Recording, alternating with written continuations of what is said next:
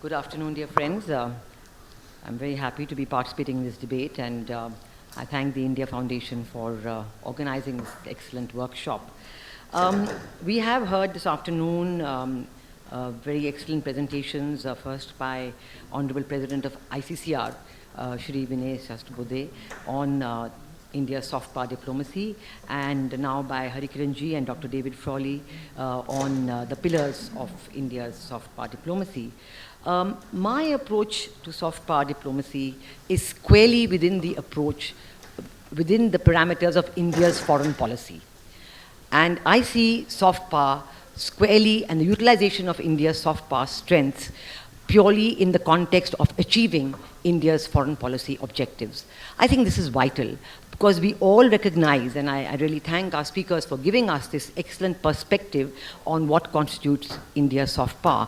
It is a huge composite whole. It's a civilizational value, it's our cuisine, our Ayurveda, our yoga, philosophy, including religions.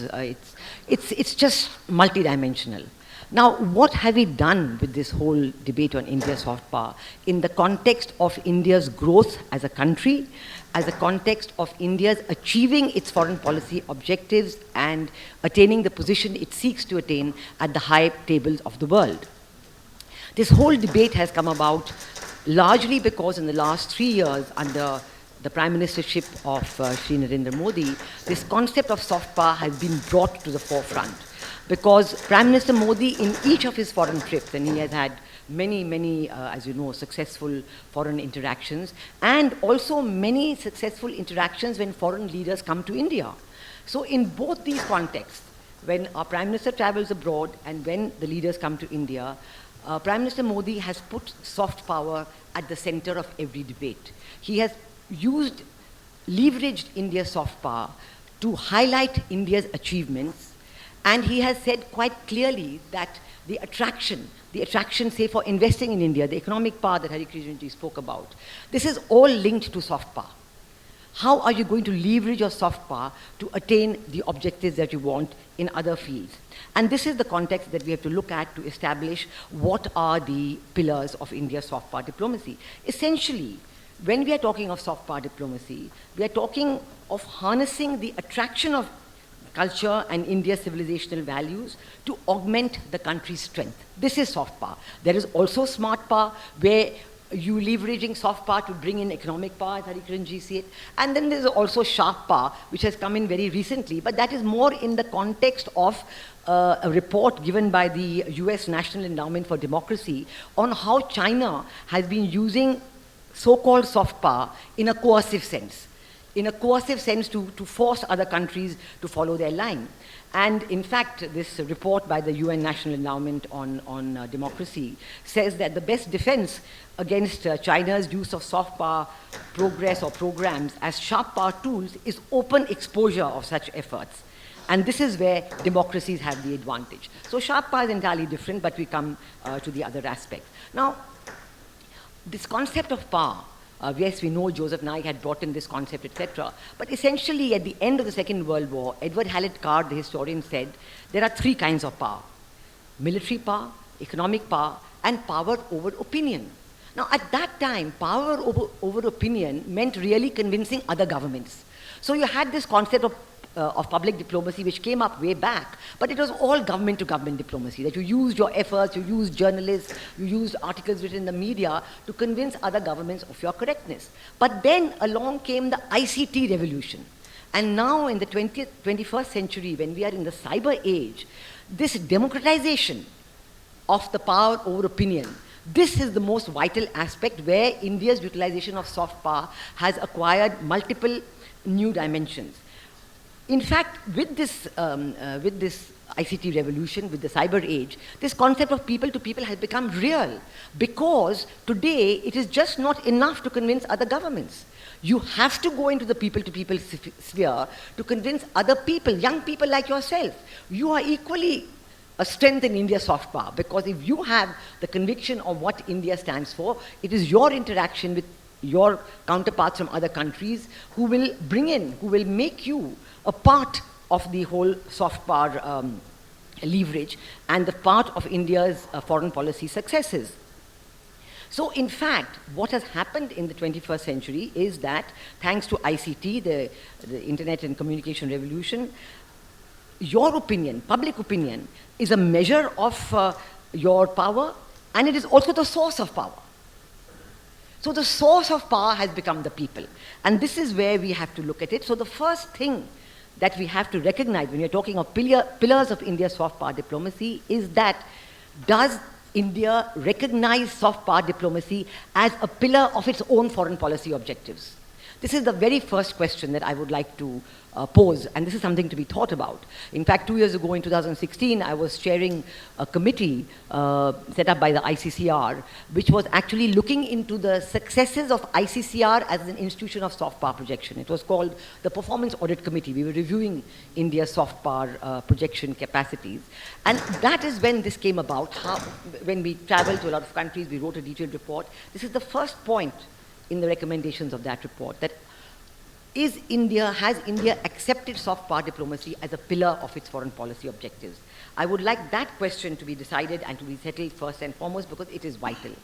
When we do that, then we integrate soft power diplomacy into all the other pillars of India's diplomacy and how it is going to be carried forward. Now, when we looked at how it is going to be projected outside, we looked at the work that ICCR has been doing, and we looked at it in three contexts. One is India's cultural centers abroad, because India has a very impressive chain of cultural centers in many countries of the world. The second is chairs of Indian studies in foreign universities. And the third is the foreign students who come from abroad to study in India and go to Indian universities. Now, these three aspects combined represent the sum and substance of India's soft power efforts. Because when there's a cultural center abroad, anybody interested in Indian culture, in India's cultural heritage, civilization heritage, comes to that center.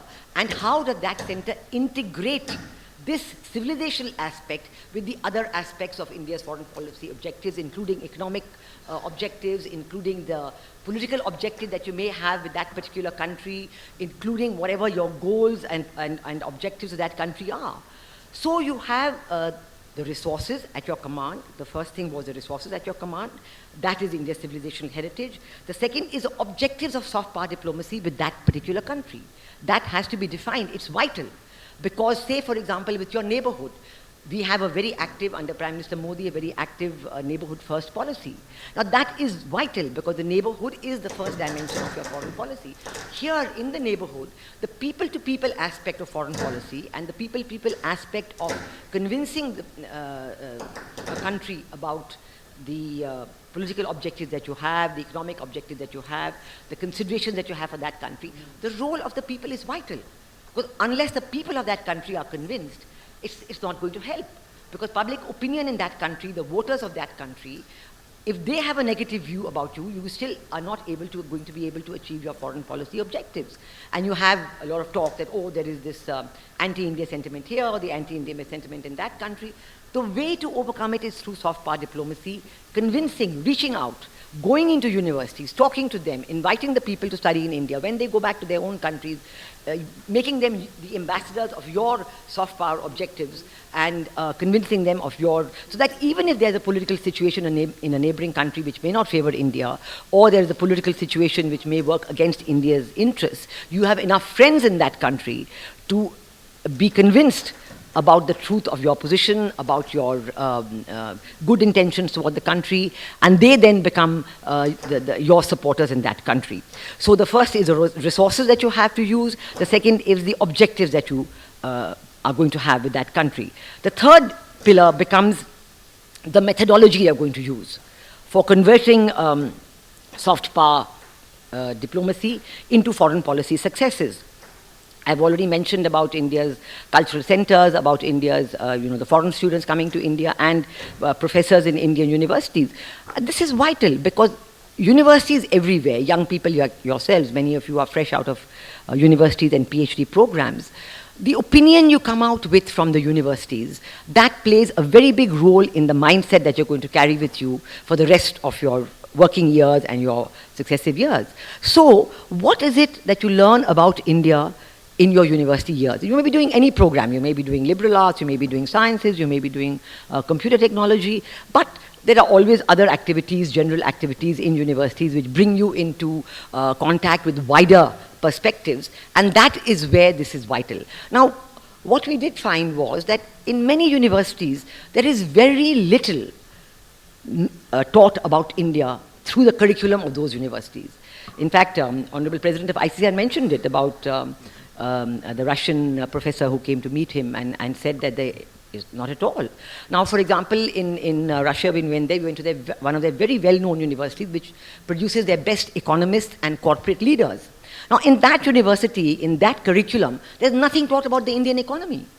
So how would that brilliant young boy who has managed to get a space in that, boy or girl who has managed to get a space in that university and will come out and go into corporate life, how will he think about India? Because he hasn't learned anything about India. For him, it's an entirely new experience. He may or may not, find it a good experience right after he's joined his working life. But he won't have the confidence based on knowledge that he's acquired through his educational system to project India or to say that India is a good market, a good venue to put money in. So this is this aspect of methodology is very important, which extends not only to the work of the cultural centers, but also to the working with India, with the universities in foreign countries, and also working with the foreign students who come to India. Many of them have a very good experience, but they may not know enough about India's civilizational heritage. So if there are at least around 3,000 students who come to India every year. So at any one time, you would have at least maybe more than 6,000 foreign students studying in different Indian universities. So how are you going to engage with them? How are you going to convey your aspects about civilization heritage, economic prosperity, political goals, foreign policy objectives? All this has to be worked out. These are the methodologies. And this is also the next point, which is your global engagement. Your entire global engagement has to be comprised of all these things. It is just not your global engagement with political leaders. That is always a vital aspect. Government-to-government interaction will continue forever and ever. It's never going to stop. It's never going to have any less importance. But that government-to-government interaction remains very limited to the government of that day. And if you want to have a broader perspective and ensure a permanent approach to permanent positivity, permanent understanding of India's foreign policy objectives and guidelines and aspirations, then this global engagement has to be much broader, it has to be much more continuous, and there can be no let-up in that. The next aspect we come to is education. A question on this was asked by some of the students present here to the president of ICCR. And this is absolutely vital because the relative quality of India's universities, the academic output of India's educational institutions, all this is vital. So this aspect has to come in because it is good not only for your own students. I mean, you have Indian students who will go through these universities, come out and look for jobs. Are they employable? Do they have the skills that will give them the strength to enter any field? It may be science, it may be joining government service, it may be joining a factory. Has the education given them the skills for receiving a good employment? So this educational aspect is very vital, and we have to not only look at putting India into curriculum of foreign universities, but in our own universities, look at what our Indian education institutions are doing. And then you have the whole aspect of government, inclusive government, and government which takes on board these aspects. I began by saying that government itself has to accept soft power diplomacy as a pillar of our own foreign, as among the pillars of our foreign policy objectives. And together with this, you also have the aspect about government coordinating. Because when you look at soft power diplomacy, it's not just the Ministry of External Affairs. It's a whole coordinated effort. With this comes the whole issue of enterprise and using soft power diplomacy for economic growth. You have, for example, take the issue of tourism. Now, tourism is a hugely revenue-generating industry. It's a hugely employment-generating industry. Now, already now we see that in the last year, 2017, the estimate was that there were around 9 million foreign tourists who came to India compared to around 5 or so, or less than 5 million that were coming earlier. But countries like France get 84 million tourists a year. It's the most popular popularly visited country. Can you imagine that if tourists to India were to go up by another 5 or 10 million, the number of employment this would generate, the number of economic facilities it would generate, hotel nights, visit to cultural destinations, visit to crafts, visit to all kinds of things. And so the interaction between soft power projection and economic objectives and entrepreneurial objectives is very vital. But you need a coordination between the Ministry of External Affairs, Ministry of Tourism, Civil Aviation, Ministry of Commerce, and all kinds of governmental aspects are there. And finally, in today's world, they have this whole aspect of digital approach to soft power. This is vital because, as I said, this is the ICT age is what has brought all of you into it. So success in digital diplomacy is absolutely vital. And I think here, of course, as we all know, the example of Prime Minister Modi, where he's the second most followed international leader in the world. He has the largest following on Facebook and Twitter. And with his example, a lot of the ministries now have become very digitally oriented, and you do have the result of all other aspects coming immediately in the digital sphere through Twitter, through Facebook, through social media. And this has been, I think, overall a great success story, a real, shall I say, realization of India's position as an IT superpower into soft power diplomacy. So when you put all these pillars together, you have to make sure that it's properly interacted, that it's properly based on people-to-people objectives, strategy is right, and you have a proper evaluation and adjustment mechanism. That you evaluate what you have done, how have you achieved the objectives of that country, a constant evaluation, maybe biannual or annual, and then an adjustment. How do you adjust it? Because if you have achieved what you wanted to achieve or you did not achieve when you wanted to achieve, how are you going to adjust and evaluate it? Now, this is something that it is not yet happening, I think, in India because we have not yet incorporated soft power projection as an objective of India's foreign policy. There is also a very vital aspect which, again, Prime Minister Modi has successfully used, the role of the Indian diaspora. The Indian diaspora has now become a very valuable adjunct and a participant and a player in India's soft policy diplomacy because they themselves, over these years of living abroad, have now done very well, they have achieved very high positions, and they are now looking at giving back to India, giving back to their country, and so they welcome with open arms. They have greatly welcomed Prime Minister Modi's approach of looking on them as a brain gain rather than a brain drain, and bringing them into the network of India's foreign policy objectives. So this too has been a great success story. And this has been something that I think will stand us very well in the next few years. This visit of foreign dignitaries to India, sometimes you look only one way of outgoing projection, but the role of visiting foreign dignitaries to India is equally vital. We just saw over the last weekend the visit of the 10 ASEAN leaders to India and their presence at the Republic Day Summit, and how that played a vital role not only in generating their understanding about India's achievements, but also in educating the Indian people about the role of ASEAN.